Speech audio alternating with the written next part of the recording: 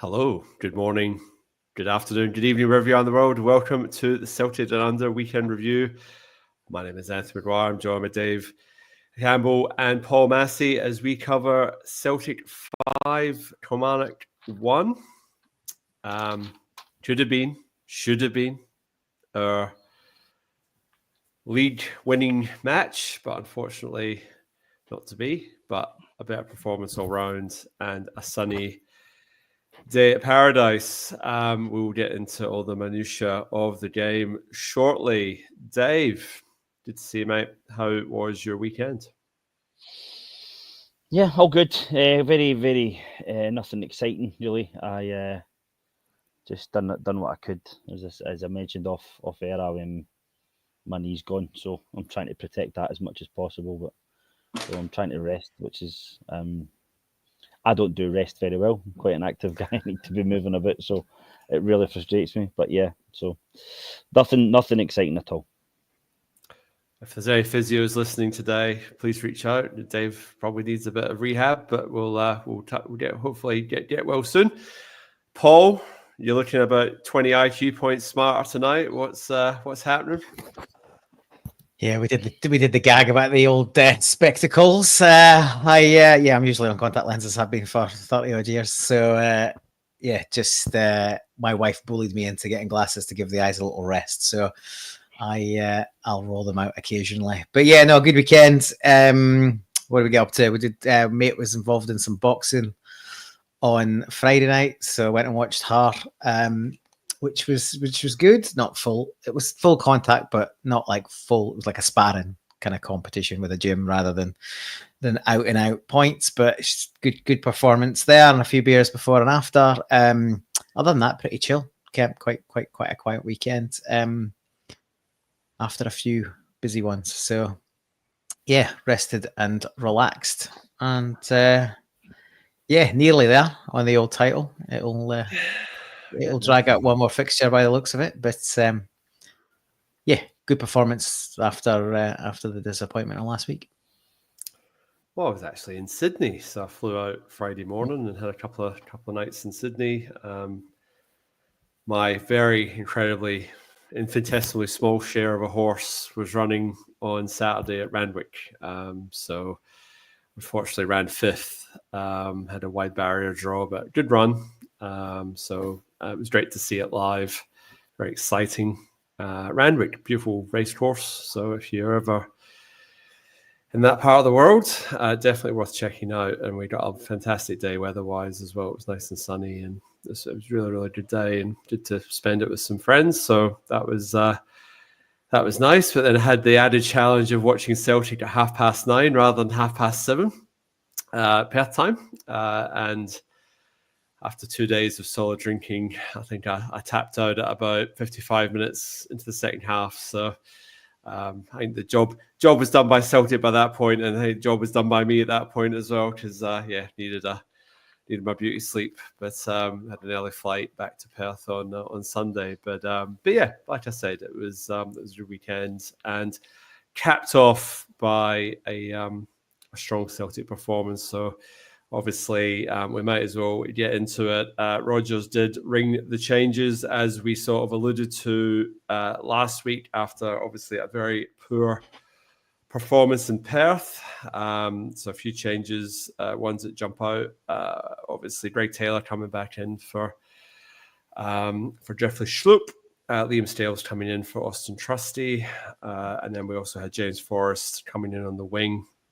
Maeda moving out to the other wing. So double change in the winger front, and then that brought Adam Ida into the starting lineup unchanged at midfield 3. Dave, I have to admit, I had fears for Kilmarnock. Usually when we put in a bad performance or we're playing a team after the beat us before, we usually sort of really go after them. Not that I care about Derek McInnes, obviously not. But, in terms of... just basically in terms of, what usually happens, the music usually is we go out and murder teams, and it didn't take long to get in the score sheet. But before we get into that, team lines, anything that you sort of caught your eye or that you want to sort of pick up on? Well, the team, I wasn't surprised at the changes. I don't think anybody was after Brendan Rodgers last week in his midweek or his press conference on Friday. I think I'd pick up on specifically Liam Scales, who I thought had a great game. I was initially, I was right in the middle of something while it was live, and I was catching bits of it. Then I rewatched most of it as well. But I thought Liam Scales done what we were talking about last week very well, in that he was coming forward with the ball, coming forward right into their half with the ball, getting through the lines. We'll get to the goals later. Had a shot off the bar, that sort of stuff. And that's the bit that we've been missing for the past few weeks. Really, after that discussion we had last week about Cameron Carter-Vickers, it's been sitting with me all week, and the more I think about it, the more it's bang on. He's not got that in his game, and that's fine. That is what it is. But Trusty's not got it either. Naroki's got a bit of it, but he doesn't seem to be the man for Brendan Rodgers. But when Scales is fit and Scales is available and in the team, he seems to be able to do that a bit better. So that, I think, was really, really evident yesterday on Saturday. No, fair point. Paul, anything that sort of jumped out at you, the starting lineup, anything that caught your eye? Yeah, a few things. Like I agree with Dave. I thought Scales had a good game, albeit he wasn't tested defensively, and that's, I guess, part of the challenge. I wasn't surprised to see Taylor come back in. I thought he was okay when he filled in the other day. I thought he was excellent. But again, people raving about Taylor's performance. And don't get me wrong, he had a really good game, but it was a game where he's not asked to defend. When he's not asked to defend and play in midfield, he is excellent. He's very, very good at that. The challenge for Greg Taylor has always been when teams attack his side defensively, and that is definitely a weakness, and we know it's been a weakness. But yeah, Taylor had a very good game, touching moment with his young daughter obviously coming onto the pitch with him, which was lovely to see. I thought Forrest would start, and he probably deserved to on the little cameo he had, albeit it was a pretty poor performance by the team. I thought he looked dangerous when he came on, and I thought he put in a good performance again. Wasn't overly surprised to see Ida start, but he didn't really take his chance. I'm sure we'll get into that in due course. I was a little bit surprised to see the midfield completely intact. They were, they were all poor in the last game, and they've been sort of up and down over the last little period. So I thought he might mix it up, but he decided to give them, like, I guess probably one last tilt as a unit together. And to be fair, they all stepped up. They had a much better game. All three of them played really, really well, and lifted their performance level significantly. So yeah, as you would expect after the back of a poor performance away, you come back home and yeah, you get the job done. And for half an hour, 40 minutes, we were unplayable.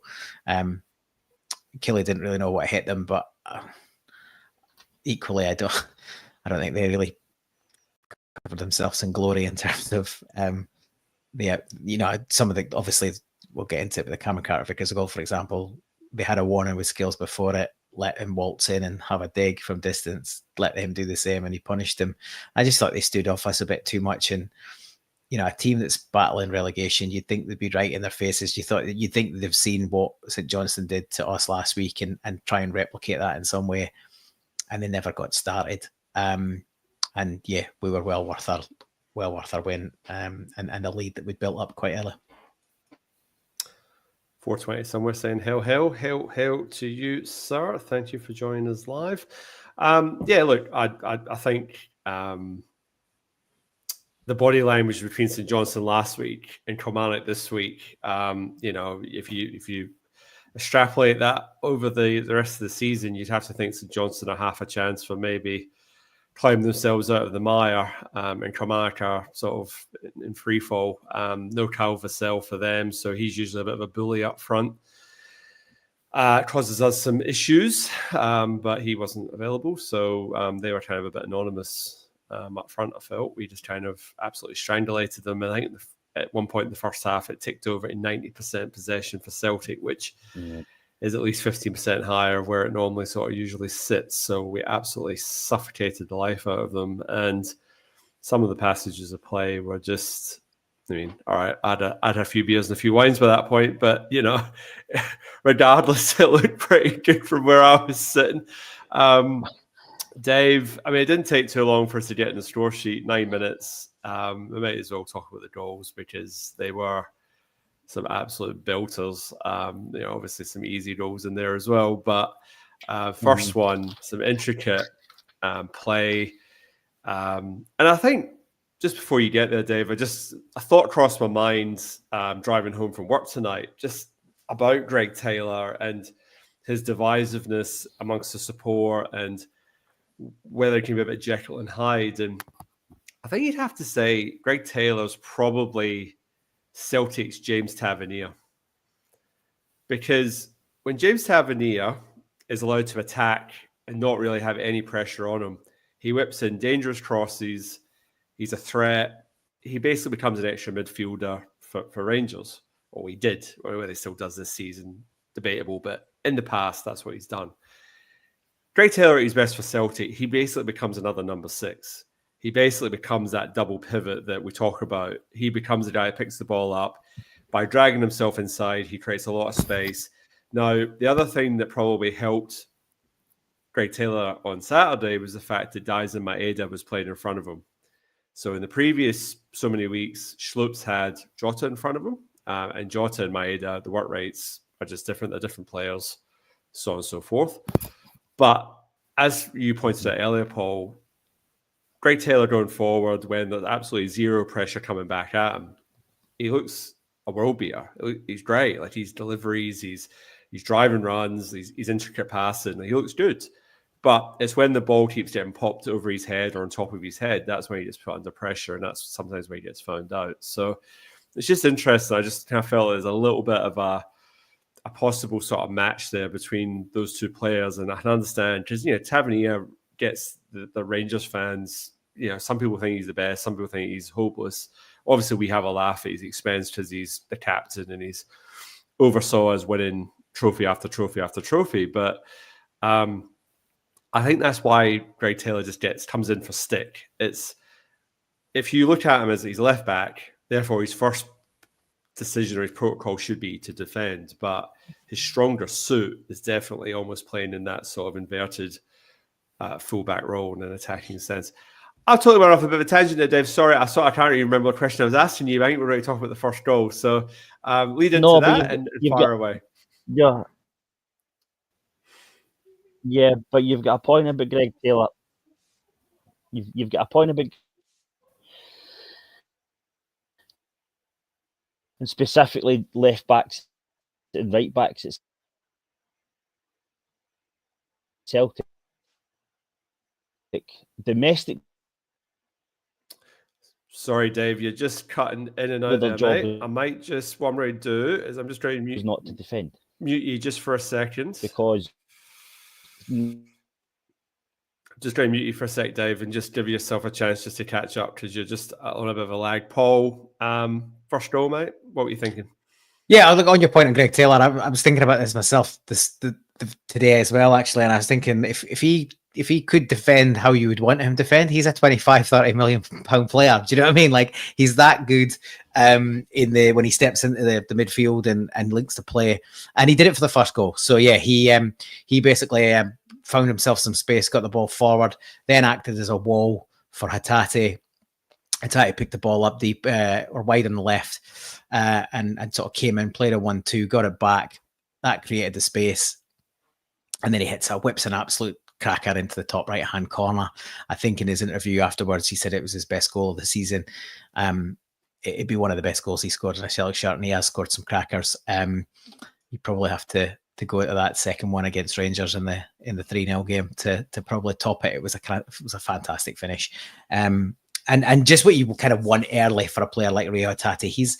He's come on to some strong games in recent weeks, but he's been in and out of games earlier in the match. So yeah, great to see him get his tail up early on. I thought he had a fantastic game from there, and obviously was a bit unlucky not to get a hat trick in the end. But yeah, cracking first goal, and Taylor in the thick of it as part of link-up play.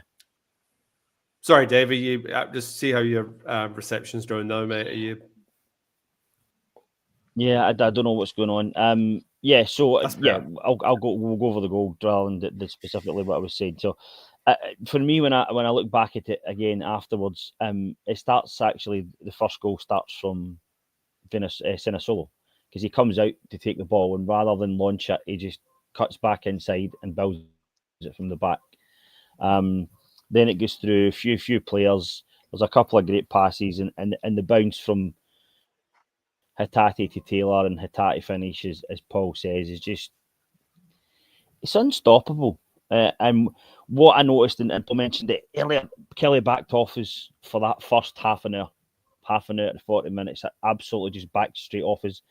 And I just wonder if it was a managerial decision. It's really, really poor based on what happened last week and what has happened recently for, against other teams. But is it possibly the change in personnel that we had maybe made them think a wee bit better, that they're going to maybe, launch it? We were going to launch it more into the box to Ida, that moves them back 5 yards, all that sort of stuff, and gives our attackers like Hatate the space to pick a ball and put it in the top corner like he did, because that seemed to be what was happening in the first half. The movement in that first goal was a premonition of what was happening the rest of that half, because the movement from then on from everybody from 5 yards inside the Killie half to the Killie goal was outstanding for 30 minutes. Until they scored their goal, we'll come over that in a minute, but until they scored their goal, we were unstoppable. We could have went in 6-0 up at half time. And that first goal, other than, I mean, Killie just didn't get near us at all in that first goal. They didn't get near one player. They were all over the place. And I think that's more to do with our movement than it was even at them, because Killie a big... You're just starting to cut out there again, Dave. So I'll just bring in some comments, and then we'll move on to the second goal. So I've just got 420 somewhere saying job was done within 24 minutes. Yeah, we're working through those goals that first 24 minutes. Who's the snitch, gentlemen? Hail to you, sir. Matt Nesbitt, hail, fellow champions. Yes, 2 more weeks, and I'm sure that will definitely be the confirmed case.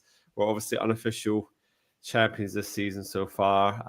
Anthony, GK and Paul, hail to you. Who's the snitch? My old man being his usual self. Let's face it, they offered nothing in attack, and I'm 66 and could have played in our defence. I didn't realize you were 66, Dad. There you go. So, Paul, second goal, I don't think Daizen Maeda, out of all his 31 goals this season, I think that was probably his easiest. He should have had he maybe should have had a brace, but obviously he just settles for the one on the weekend.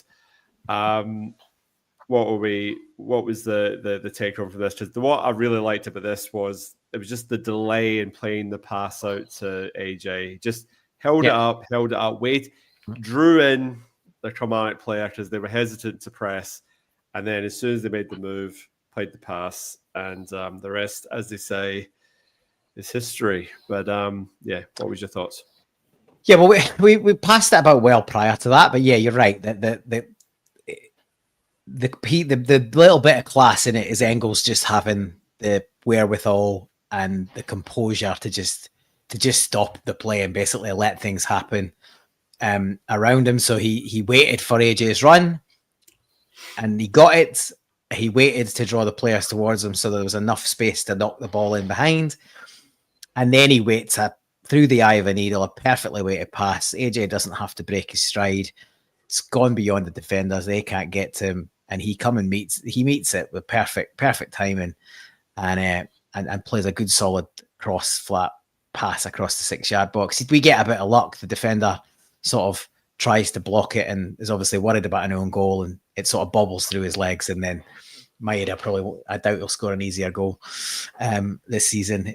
He's had a few kind of near tap-ins, but it doesn't get much easier than that, completely on your own at the back post and a yard out. And he gleefully taps it in, as he's wont to do. But yeah, there was some nice passing play in the build-up to it. Again, playing out of defence, not enough pressure on the ball from Killie. They seem to be, quite happy to let us have it and try and defend the box, and they didn't do that very well either. But yeah, Engels obviously come in for a lot of stick in recent, well, right throughout the season actually. But again, he's an easy target at an 11 million fee around his neck when we've had a poor game the week before. But I'm a big fan. I think he's had a good season. I think if it wasn't for the fee, much more of our fan base would be advocating that he's had a great season. I think some people just can't get past the fee. But yeah, absolute class from him. Lovely way to pass. And then AJ doing what he's not done consistently in recent weeks. It's just getting around the outside and meeting the pass and get a good ball in the area. So yeah, great goal. All right. Well, we keep bringing this point up about 11 million for Engels and whether it's value for money and whether he's performing to his price tag and all the rest of it. So my argument is no. Adam Ida, what we paid, was it 9.5? 9. Who's better value? I'll come at you in a second, Dave. I'll come back to you in a second, Dave. Paul? Yeah, well, look, I still think there's a player there within Adam Ida. I think his price tag was pushed up because we were desperate, because we didn't get a deal done early enough in the window. We didn't build in an option to buy in the loan deal. So we've made a mess of that deal. And in the end, we pinned all our hopes that we pretty much promised the player we were coming back for him. And Norwich didn't blink, and we blinked first, and we paid over the odds for him. I think there's a player in Adam Ida. I think he's definitely, like a lot of strikers, he's a confidence player. But absolutely, if you look at it right here and now, I think is it 9 goals and 10 assists Engels has got for the season. And a lot more beyond the assists. Like, for me, he quite often does the pass before the assist. This is a perfect example. He plays the weighted pass into AJ. Now, AJ doesn't get an assist because it flicks off the defender first. But for all intents and purposes, the assist is AJ's. But it's Engels playing that pass in the way in there, and he's done that. He's done that consistently across the season. People will say, of his 9 goals, a lot of them are penalties. Well, we all know how much we struggle with penalties, so I'm not having anyone diss about a guy who could come in and score penalties consistently, especially not a 21-year-old kid who's just arrived in the country. I think he's been a fabulous signing. I think if you look at some of the players that change hands for 15, 20, 25, 30 million in the English Premier League, 11 million will prove to be a bargain. I think it's good value for money. But I think, unfortunately, there's a lot of short-sighted fans that see 11 million and expect an absolute finished article that's going to right away be amazing from minute one. And Rogers said right at the start, he's got potential. He's a 21-year-old kid. He looks good. And it's our job to develop him. And I think we have developed him. And I think, like a lot of players that come in their first season, he's probably done a higher level than a lot of players have done in the first season. I expect that he'll kick on next season, and we'll really see him start to take games by the scruff of the neck and push on. Dave, I'll throw it to you as well. The 11 million price tag for Engels keeps coming up, but there's a 9 million price tag around Adam Ida. Thoughts? Value for money? Comparisons? Yeah, I'll address Adam Ida first. And did we put over the odds? I'm not sure we did, based on the market down there. However, I will accept that he's probably no done as much as some might have expected. However, he's had 2 better players and different styles of players in front of him. And Kyogo first, and then Dyson Maeda, who are both finished articles. That's another thing that Adam Ida is not. He's 22, 23. 22, yeah. He's still got a year or two before you would say, right, he's back. This is his level. He's found he's 25-ish now. This is what he's going to be. His style is not always compatible, really. And like I said earlier, maybe his style pushed Killie back 5 yards at the weekend because he's big, he's physical. We don't have that. We were looking for it in Chris Garden. But I don't know a lot about him, so maybe he's a bit of both sides of that. He can do both, whereas Adam Ida can maybe only kind of do that one. He's unlucky not to score at the weekend. I think he's onside. I think those lines I think he's onside. I think those lines are wrong. It looked absolutely as if he was onside to me. But and he plays on the shoulder reasonably well. He doesn't do it as well as Maeda or Kyogo, but he does it okay. And he's shown that he can get in about defenders if needed. Value for money right now, it's absolutely Engels. It's absolutely Engels. Engels has not been, I don't think, as bad as some have made out. I agree that the price tag and that he's in the Belgian national team, etc., has hung about him like a rock. We mentioned last week, we've discussed it, as a lot of social media and other pods and blogs have, that maybe Engels is actually a wee bit is playing too far up the pitch for our defence to hit him. And that's where he thinks the game should be played. And he's absolutely right. If we're Celtic, especially at home, the game should be played 55 yards up the pitch. That's where we should be playing, and not what we did on Saturday, which is where Engels was at his best, because he's touching, he's moving, and the wee flick that James Forrest done to him before the second goal just stopped the ball dead. Engels is onto it Engels is there to take the ball off him. You're absolutely right, Paul. It was perfect the way he just said, come to me. AJ then bounces off that and goes round the side, and that's the football brain. So that's what you're paying for. He will be value for money because we will sell him for 3 times what we paid for him, and that will make him value for money. That's what makes people value for money. Yes, it's partly what he delivers on the pitch. So what he delivers on the pitch gets you the resale value. And as Brendan did say, we if you buy a player at 2 million and sell him for 10, or sell him for 8, you're getting 3, 4, 5 times the money. If you do that with an 11 million player, you're getting 35 million quid. So we'll sell him for more than we sold Tierney for. That's my opinion, because he will in 2 or 3 years go somewhere bigger than Celtic. Unfortunately, there are bigger clubs than Celtic. We just have to accept that, and there are bigger leagues than the Scottish Premier League. And that's what we're getting. I agree he will next year kick on really well. In Europe, he was outstanding. He was outstanding in Europe because he has that brain from the Belgian, the way the Belgians have been teaching football for 30 years. He's got the brain. He's learning off De Bruyne, and he's learning off these players. So we're going to see it next season, I think, yeah. And we might even be lucky to hold on to him after that if he has the same, if we have the same sort of results or a wee bit better we did in Europe this year. But I think what's some, the 9.5 million, they need 11 million for Engels. People go, it's 20 million and 2 players and blah, blah, blah. It's a lot of money. It's not really a lot of money in world football now. It's not a lot of money in world football. And if we want to be even kicking onto the getting into the knockout stages of the Champions League, you have to be paying that sort of money for potential.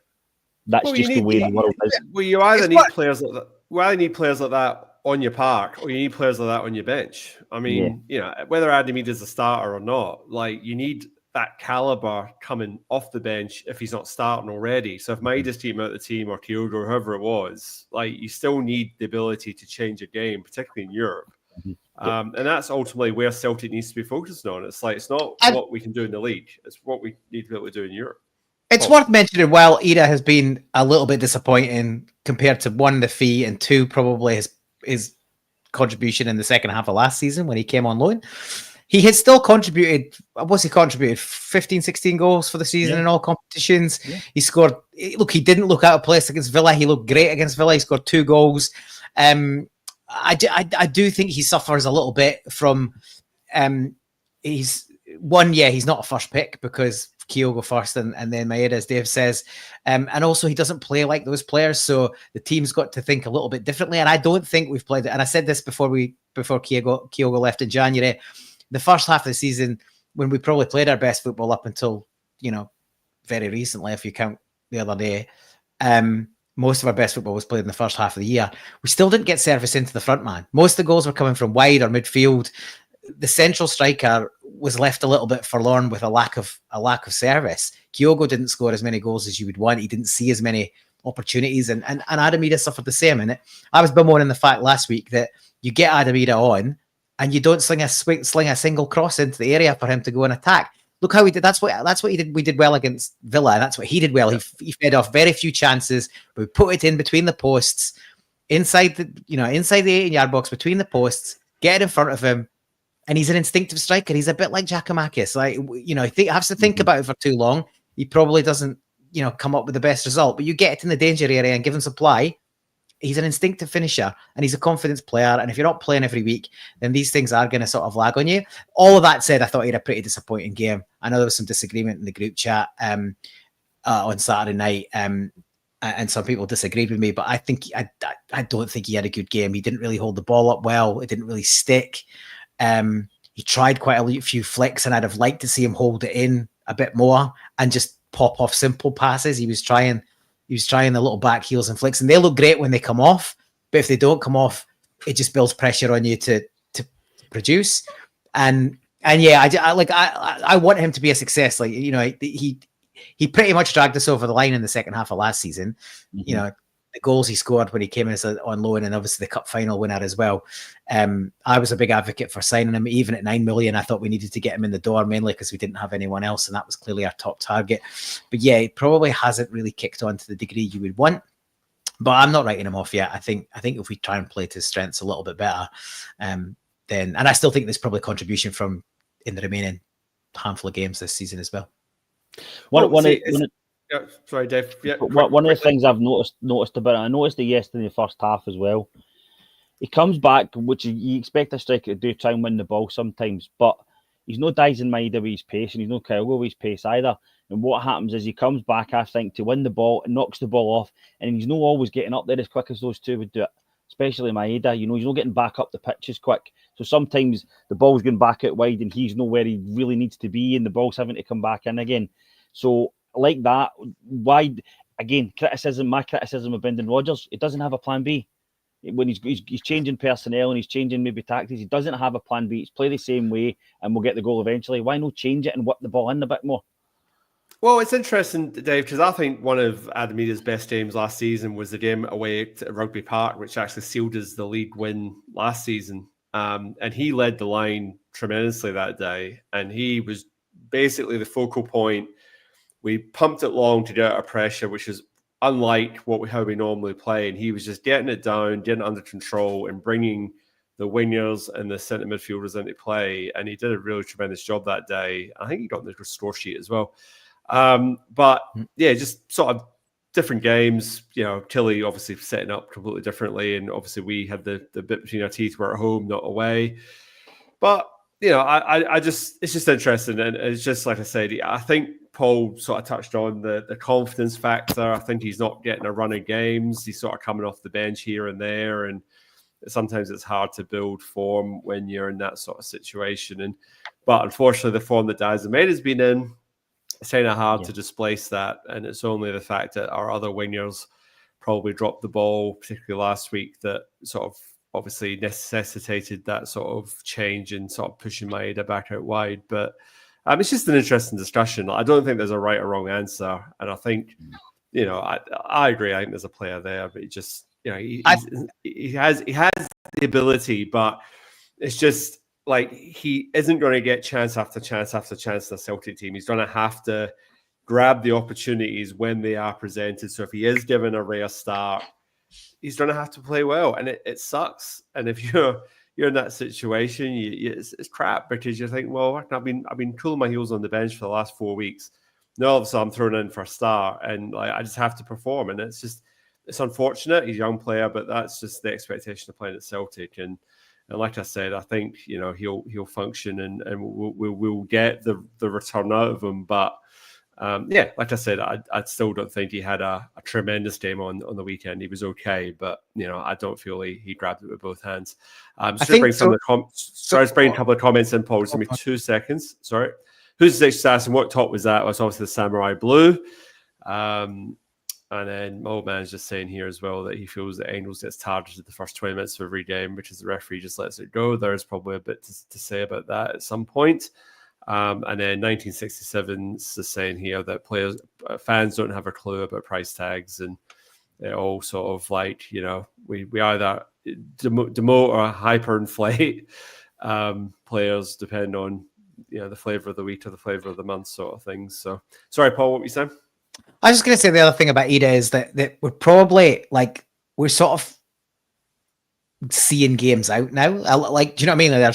We're either desperately trying to get something out of the game of late, or we're sort of cruise control, and we're like, if you think about the Hearts game, you think about this game, you know, the foot is firmly off the gas by, you know, later in the game. So if he's coming on into that position, there's no real urgency. There's no real, do you know what I mean? There's no real desire to create and go and score other goals. So that's not ideal for him. And yeah, he hasn't really been getting starts. Obviously he did in this game. So you're right. He has to grab those opportunities. And yeah, I just didn't think he did it on this particular occasion, but it is difficult when you chop and change. But as you say, that's the that's the pressure that comes with being at Celtic, and that's the expectation is you step up. And if you look at, I guess the comparison is, and I think, and this is one of the frustrations for the support is not only the fee, and that will be a frustration, but we know he's capable of more because in the 6 months or the 5 months at the end of last season, he was phenomenal. Sometimes he was starting, sometimes he was off the bench, but whenever he was coming on, he was contributing, which obviously hasn't always been the case this season. Yeah, no, fair point. And I think just last thing to say was just I forgot what I was going to say, so I'll leave it there. If I come to it, I'll come back to it later.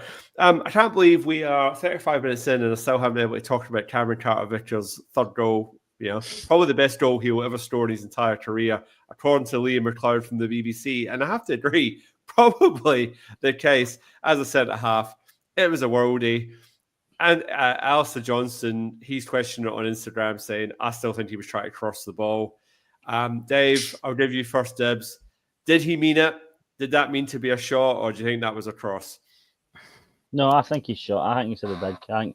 Don't think he's expected to hit it as well as he hit it, because he's not hit it. He's not put his foot through it as the typical, smashing it with the top part of your foot. He's actually put it. He's hit it with his side foot, but I think he has hit a shot. But I don't think I think he's one of those kind of weird. He's never going to hit a ball like that again, and he never has hit a ball like that. It's one of those mental ones that just. Because at the first when I seen it, as I say, I was doing something else, middle of something else, and I went, the keeper should have done better at that. It's right up, but it's not. It's far too fast. It's far too powerful. The keeper's no catching that in the jumbo jet. It's absolutely outrageous. And not just Anthony Johnson, but you see Adam Ida just falling in case it comes up back off the keeper, and his hands are above his head as well, going, where did this come from? It's just a worldie. It's goal. If that doesn't win goal of the season, I'd like to see what does. And there was Hatate's goal would be up there as well. But I think Cameron Carter-Vickers is better because he is a centre half. And we were talking about last week how he can't pass the ball 10 yards. Never mind hit a 30-yard screamer.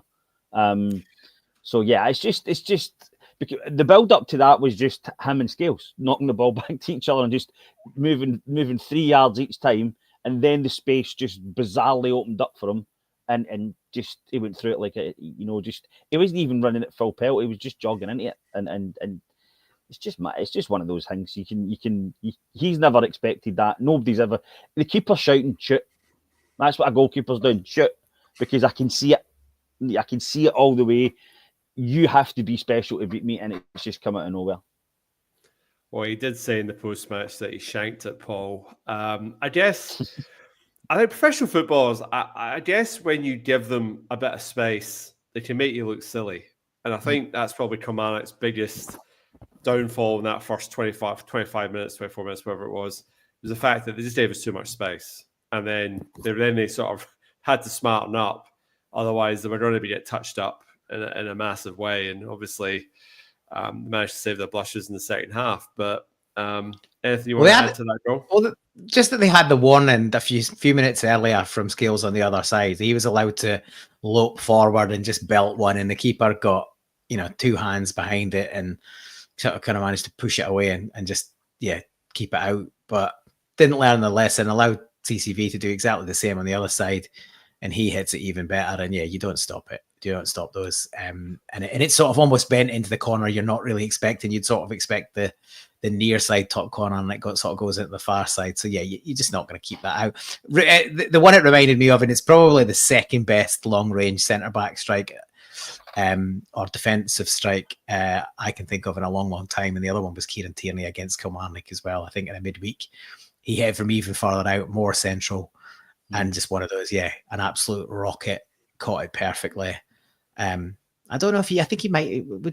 He's probably playing left back that night. I don't think he was playing centre back. But anyway, he just stepped out right in the middle of the pitch and cracked it. And it was probably a little bit better. It was probably further out. But CCV's not going to score a better goal than that. My bedtime, apparently. I've had about 3 glasses of red wine. Very nice, Paul, by the way. Thank you for that housewarming. Oh, is it that one? Yeah, enjoy. So Dave, fourth goal, Rio Tati again. He gets his brace. I'm sort of struggling to remember the build-up to this one now. I've had too many glasses of red wine, but all I know is a bit of composure on the ball to sort of pass it into the back of the net. Do you want to talk us through that one? Well, yeah, I mean, again, it was just great football again. The build-up was just excellent football. Again, the players I've not only taken note of the players, but it was down the right-hand side, if I remember correctly. We've got in behind again. It's been cut back right to Rio's feet. And where was that composure against St Johnstone? Where, he just threw himself at the St Johnstone man that landed in Dundee. And yet, he just stopped the ball. He made the Kilmarnock player look like an absolute child, the way he dived in and just cut it back and then slid it into the corner. And Rio Hatate, for me, I think he's the most skillful player we have. But I do think he is one that switches off in the sense that I think he might be one of these guys that Brendan was referring to, maybe thinking about the holidays a wee bit, because everything we threw into the Champions League, everything we've done in the league, everything's over apart from the cup final. We're going to win the league. We can't do anything in Europe. Right, maybe we can get a wee kind of, no jolly, but let's get the stuff off the shoulders. And that, like we said last week, you can't do that at Celtic.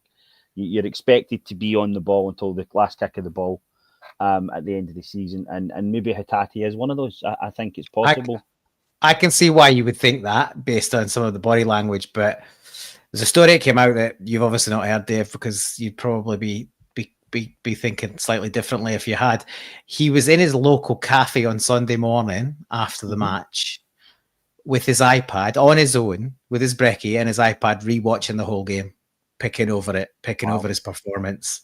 That's impressive, man. So he's clearly not checked out. He's clearly and that, like, if you're even thinking of a move in the summer, are you involved in your performance to that level? Maybe you are, maybe you're not. But I thought it was a really interesting story that came out, which is it didn't really, but it just kind of like another fan had seen him and sort of shared it, and it sort of went from there. But it doesn't seem to have gone out overly far. But yeah, it was on one of my group chats I was on. I was like, well, yeah, that tells you he's a guy who does care about his performance whether it's up or down. And yeah, putting the effort in on his own, not with a coach, not with anyone else, just sort of in his spare time the next day, just kind of still mulling over his performance and getting stuck into it. Yeah, like there was some really good link-up play prior. Forrest, Engels, AJ, yep, Roscoe's right. They were all down the right-hand side, and it was a lovely weighted pass, like a lovely 1-2 from AJ and Forrest. Forrest just flicks it into the gap, and AJ's again on his bike. And yeah, it's a, for me, AJ deserves, you only get one assist because, as I said, the defender got in the way in the first one, but much more like it from Alistair Johnson. And yeah, another great bit of link up play and a lovely composed pass. And then yeah, Hatate does the rest from there and jinks round his man and slots it. As much as Hatate had a mare last week, but he hit the post, he blasted one over the bar. He still looked very, he was admonishing himself after he did it. I know you can say he's checked out. He's just one of these players where sometimes he's deft touch obviously just eludes him or whatever, and you get that. And unfortunately, play for Celtic, you've got to accept the Dies and Maids of the world, where 1 minute it's brilliant, the next minute, it's not so great. But I just kind of feel that he frustrates, I think, at times, because we know what he is absolutely capable of, and then just sometimes just isn't able to sort of execute or deliver. But I think there's a consummate professional there, and he cares, but it's just like I said, sometimes it just doesn't come off, and that's why you're sort of we're quick to get very frustrated when things aren't going our way. But anyway, it's because I think it's again because the bar's so high with him. You just know that he's capable. The other thing is he tries stuff that nobody else is capable of or willing to try, and the more risk you take, the more likelihood it isn't going to come off. So, but then equally, then you get those sprayed volleyed passes from one side of the pitch to the other, and you go, well, it's worth making a mess of one or two if you're going to get to see some of those. So, the other thing. the other thing that did occur to me, the fact that you mentioned earlier, Paul, that the midfield three wasn't touched yesterday, on Saturday. The defence and the forward line were. And it did occur to me when I was thinking about that, I wonder if that's because Brendan Rodgers has thought, look, the inadequacies that we've had in the past 2 weeks have been in defence and attack. And if they're on the ball, then the midfielders can come into the game better, because the midfielders are maybe having to make up do a bit more work than they should be to cover X, Y, Z, or whatever it is. I don't know. You need to see it on the training pitch, but that did occur to me as well. But then, as I say, I was thinking about Hatate, and I'm going, is maybe he one of the ones that Rodgers is referencing with his check, he's kind of thinking about his holidays thing as well. Just because of, like you say, sometimes he's just a wee bit. I don't know. But he's no missing, because he doesn't think it goes missing. But sometimes you think that he's not trying as hard as he could be trying. But I wonder if that's just because, he's a bit better than everybody else and it looks that way. Sometimes those players look like that, look like they're not trying, and they're trying a lot harder than you think they are. Well, I think the other thing as well is, Dave, that if you change your back line and you change your forward line, you probably need to have a bit of consistency in your team. So it probably makes sense to keep your midfield the same. And at least then your engine room's not changed, but you've changed other things around it. So I think there's probably a point for sort of you can make too many changes and it just becomes a bit disjointed and you don't get that fast start that we're after. But thankfully we did. And I think, in fair, I think Forrest was a large part of that, because his use of the ball is excellent. Like, he is very efficient as a player. He doesn't rarely give away the ball. Like, he'll either get your corner, or he'll find a way to get across, or, worst case scenario, yes, he'll pass it back. But I kind of feel his ball retention sort of suits a Rodgers system, because he is a sort of a good user of the football. And I hope he does get his goal before the end of the season to maintain that record. But he just, like I said, I think, and Yang was carrying an injury, and that's why he didn't get a look in. I don't think it was one for the other. I think it was the fact that, Yang wasn't available, so therefore Forrest got in there. But, I think he didn't sort of do himself any disservice. And, it'll be an interesting decision for Rodgers to make next week, whether he goes back to Kuhn or Jota, or whether he retains the sort of forward line that got us off to a flying start against Killie this week. I'm just going to bring in a couple of comments. Just Roscoe saying here, talking about Hatate again, just saying that he's our best players in those situations in the Champions League, domestic, and the come up.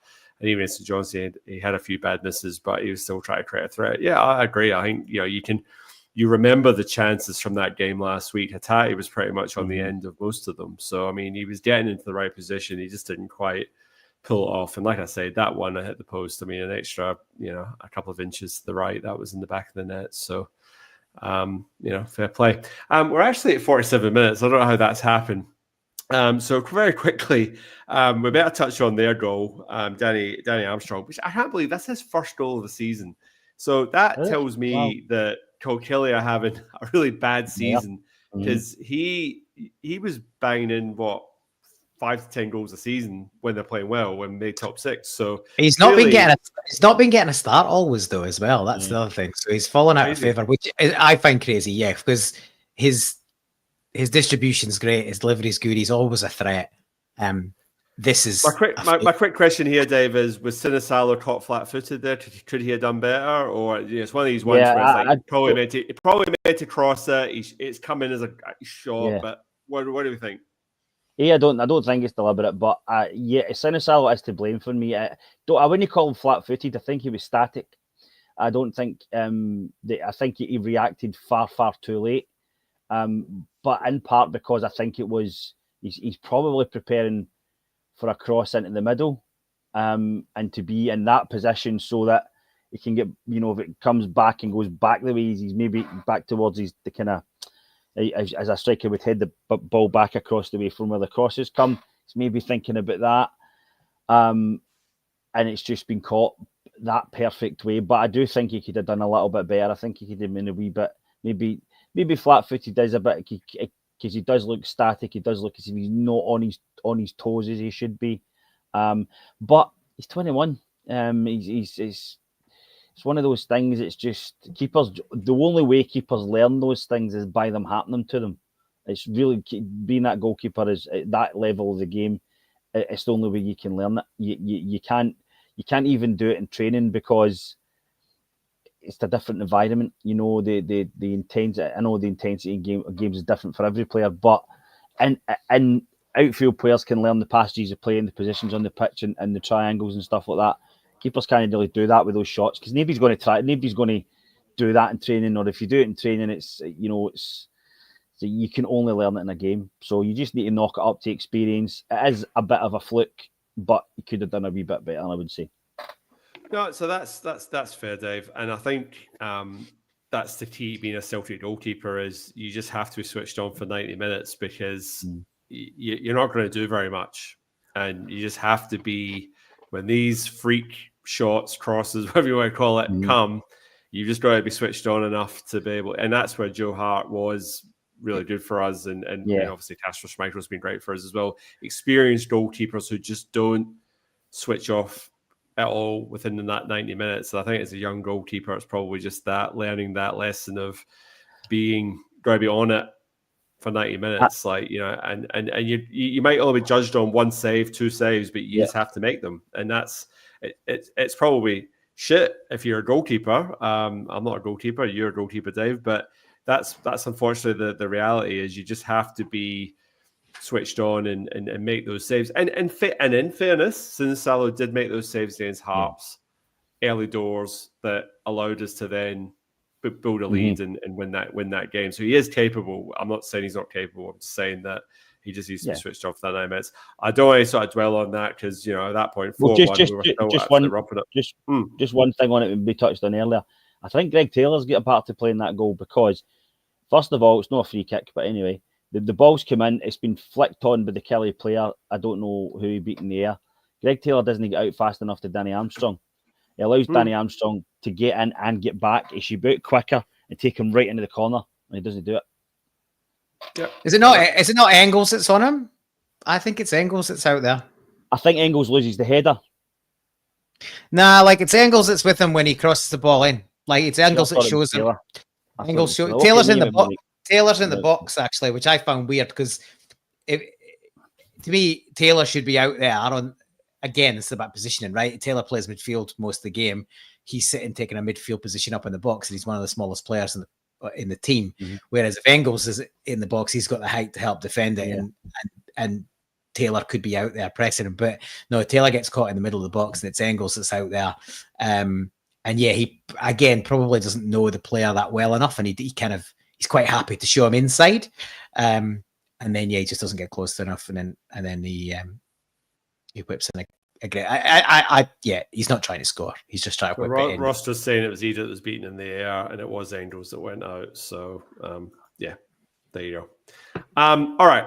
A lot of changes around the usual 60-minute mark. So Jota came on, Kuhn came on, Schlupp came on, and then at 76 minutes, Ralston came on, and at 81 minutes, Luke McCarron came on. So no Bernardo. I think he can feel hard. The mystery continues. Very hard done by there. Yeah, I think he can feel very hard done by. I know he's coming back from an injury, but even more so, you need minutes. McCowan's had plenty of chances, hasn't really delivered in recent weeks. I'd be getting minutes to Bernardo. I think he's a class act. I think he's pretty unlucky between injuries and the form of other players. I think he's been a little bit unlucky to get as few minutes as he has this season. He was more than capable of stepping up and being a regular in that midfield this year. And for one reason or another, he hasn't really got the game time. But yeah, I'd be pretty disappointed if I was Paulo Bernardo at the moment. I do agree, but I think he'll play. I think he'll start next week. I think he's going to start him next week. I think that's big call. Right. I think that he's going to be Hatate and Bernardo. I think he might hold Engels off on the bench just to see where St Johnstone sit. Or Hatate. He could probably do both. But yeah, I think he's going to play him next week. I think that's what he's waiting for. He's feeling go in fully fresh and fit. Well, okay, but you think you give him a wee bit game time. But anyway. I'd be very surprised if that happens. I think we'll start with the same three as we did. I just want to see just some game time between now and the end of the season. He's one of our players. He's on a long-term deal. He's injured, but he should. I think he should be getting a bit of a look in. Anyway, we're very, very quickly running out of time. Dave, do you want to quickly touch on Tony Ralston's goal? He's probably the other forgotten man because he's not really had much game time either. Seems to get more games for Scotland than he does for Celtic these days. And he managed to jink in and score a goal with a minute to go to just put a bit of polish on the scoreline, make it 5-1, win the second half. Anything sort of popped up from that goal that you were... Well, not just the goal, but something that thing happened before. The skill he showed was excellent. I thought he showed real composure and ability and skill. And the game's done. The St Johnstone players just wanted in the dressing room, etc. I get that, but I thought he played well when he came on. Just before that goal, as I said, he had a similar chance, but he came back down and kind of turned the player, went back in, and I thought he played really well. And the finish is very, very good. The finish is he's not blasted it. He's no again tried to just put his laces through it. He's actually knocked it into the corner deliberately, and I think it was a great goal. Again, skillful movement, excellent. Just one of those days. Kilmarnock, Derek McInnes said in his interview afterwards that he just shut the door. He just said, "Go shut the door. Don't take a doing here, a big doing, because they get a doing, but don't take a big doing because goal difference might be an issue for them." I think, just as an aside, I think Kilmarnock are in trouble. I do. I don't think they look anything like the not. Derek McInnes's level is probably Kilmarnock, and that Aberdeen team that he had was decent, but he's found his level. Acting him that well, I think they're in real trouble. To be perfectly honest, I think they could go down in the playoffs. I think St Johnstone will go down straight down, but I think they might get into the playoffs. Yeah, well, I mean that's the thing. Like if you were to sort of look at those two teams, you'd be sort of saying St Johnstone should be higher in the league than Kilmarnock based on his performances. But home and away. But we'll see. The bottom six is probably going to be more interesting than the top six in terms of how that all sort of pans out towards the end of the season. Hearts not making the top six either, which is hilarious. Surprising. I'd say surprising because budget-wise, they should be making top six out of Cantor, really. But they started the season with Naismith, didn't they? He got sacked early doors, didn't he? Well, it was still this season, wasn't it? I'm losing track of who. Just very much just like it's the managerial merry-go-round, but Critchley's in charge obviously now. But anyway, like I said, I think they definitely misspoke. But interestingly enough,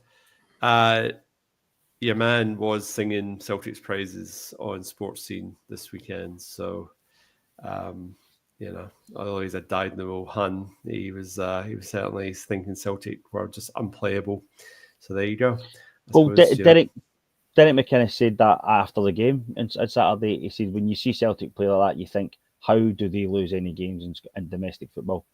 Because, and even before the game, he was saying as well, I think Derek McInnes knew he was on to a doing on Saturday because he said before the game, it's been a one-off last week. Celtic are going to come out, they're going to do X, Y, Z, and be done, and they just let us do it. And I don't know. I don't know. That's part of the reason I think that. I think their mindset is we're down, we're done. We're just going to get beat here. Interesting. We'll see. Time will tell. Pete McGee, he's saying that we're awaiting the birth of his fourth grandchild, another boy. Congratulations, Pete McGee. Hope he comes soon enough, a couple of days away. And lovely that your son already has a strip all lined up for him. Another Tim to add to the family. Let's do man of the match because we are very much running out of time. Paul, I'm going to shoot to you first. You get first dibs. Who was your man of the match this week? Well, not really a surprise given the Samurai Blue, who's the snitch, was asking. Yep, the Japanese top from a season or so ago. My man of the match is Rio Hatate. 2 goals. Could have had another assist at the end for Ralston. We didn't really touch on that. Great little ball around the corner to put Ralston in. I thought he was back to his best. And easily the man of the match for me is Rio Hatate. Dave? Yeah, that's who I written down as well, Rio Hatate. So Greg Taylor got it on the day, and I'm like, I think the Sky Sports man. I think the Sky Sports man of the match was Greg Taylor. I'm not sure who got the Dafa bet. I didn't see it get handed out. Yeah. Uh, No, for me it was Hatate, but I thought he was the best player on the pitch by Engels possibly as well. And you might have given it to Scales for just his whole overall performance, but I just pure performance ability, everything would have been real Hatate for me. Yeah, absolutely. Pete McGee, man of the match, Rio Hatate by a mile. Matthew McGuire, my father, agree Hatate. Who's the snitch? The Parkhead Fox. I'm not sure who that is. And then Roscoe says Taylor by a ball hair over Rio. And I think the Dafabich man of the match was Paul Massey, apparently. No, I think Taylor, both Stadium and Sky, was Taylor. But... Anyway, yeah, Taylor did have the award. Because Taylor was on Instagram with that, so I did see he won something. So yeah. Maybe it was his baby. Yeah, maybe he got a sympathy. I think he was good. He was good on the day, but it was good. And BBC were saying his praise as well. But I'm ready to unanimous. We'll do unanimous Hatate because it's been a while since we've all agreed. Yeah, I mean you can't argue with that. I know Sean Connolly would maybe argue with it because you don't give goal like man of the match things to players who just score the goals. But yeah, I disagree. Anyway. We're just ticked over an hour, and it's for that usual point where I say thank you very much for joining us live. Please like and subscribe to the episode. It helps find other like-minded selves. Find us online. I've had 2 big glasses of red wine tonight. Yeah. Should have been champagne, but it was red wine. Champagne in 2 weeks' time. Recommendations, Dave. Have you got anything for us this week? Podcasts. Novels, TV shows. Well, I know I do my search on the TV shows and things like that. One I've found, I've not started watching it, but it looks great. Is Mobland. It's from Guy Ritchie. It's a gangster TV show, as you would imagine. Seems to have a really strong cast: Pierce Brosnan, Tom Hardy, Helen Mirren. I'm really looking forward to watching that. So yeah, I would recommend that. But yeah, nothing else. Nothing much has come up over the past week or so other than that. Sorry, I'm trying to attract my new kitten to go on TV, but he doesn't want to come. Paul, any recommendations for this week, mate? Yeah, music recommendation. A bit late onto this one. So this album came out last year, about this time last year actually, and ended up winning the Mercury Music Prize, which again completely missed that. I guess the Mercury Music Prize doesn't get as much coverage in Australia as it does in the UK. But yeah, a band called English Teacher, debut album, This Could Be Texas. Bit of everything in there. Really fresh and exciting new album. So yeah, if you haven't already heard of English Teacher and their debut album, This Could Be Texas, go give it a crack. Yeah, my album of the week is English Teacher, This Could Be Texas. If I could just come in something that I mentioned last week about the Sweet for Addicts, and the Carlton Athletic boys went down to the show for them, and I don't know if you guys know of the Carlton Athletic or any of the viewers and listeners know that. But Carlton Athletic they're a rehab, but they were a football team, and they still have a football team. And they get involved in a lot of the drug rehab and the addiction issues in Glasgow. And so just a wee shout out to them. Thanks very much for going to Sweet for Addicts. And keep up the good work, guys. You're doing really well. I just wanted to introduce Bruce. He's my new cat. We have a big house, and it was very empty after the passing of Monty about a month ago. So we've got this little guy.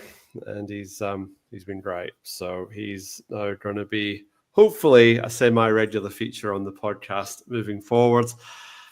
He's just jumped out of my lap. He's a kitten and he's just full of energy. Pete McGee just saying here, stroking your pussy online, controversial. Yes, very much so. Grabbed it as well, did you not? What was that? Oh dear. Grabbed it, did you not? Like, Careful. Next, you'll be pushing for don't get into politics if you're into that stuff. Don't go there. Don't go there. A lot of recommendations for me. The Last of Us season 2, the first episode dropped last night, so I'm yet to watch that, but I'm looking forward to that.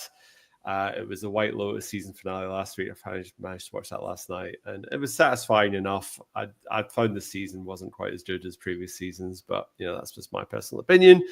So there's a bit going on in the TV world, but like I said, we'll see where that goes from here. Thank you everyone for joining us. We ended up getting quite a good sort of chat online there, so that was great. We'll be back next week covering our Hampden tie with St Johnstone. Hopefully a bit of retribution coming their way, and hopefully another cup final coming our way. Just tune in for that one. Same time, same place. We'll be back for that one. And also I have to say at the moment is hail.